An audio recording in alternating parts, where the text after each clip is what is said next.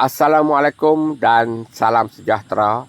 Saya Rosli HM hari ini ingin berkongsi sedikit maklumat mengenai kaitan di antara pangkasan atau pruning pokok mangga harum manis yang sedang berbuah dengan hujan.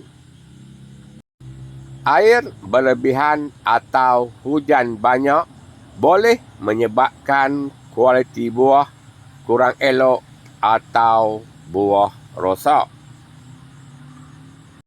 Jika air lebih, buah harum manis kurang harum, kurang wangi dan kurang manis.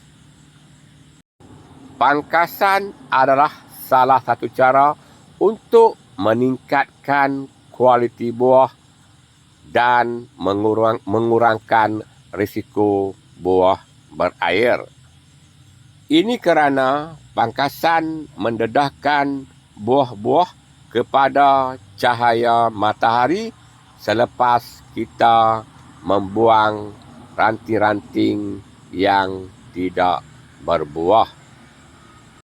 Sekian dulu untuk kali ini. Bertemu lagi kita di masa akan datang. Saya Rosli HM. Sekian, terima kasih.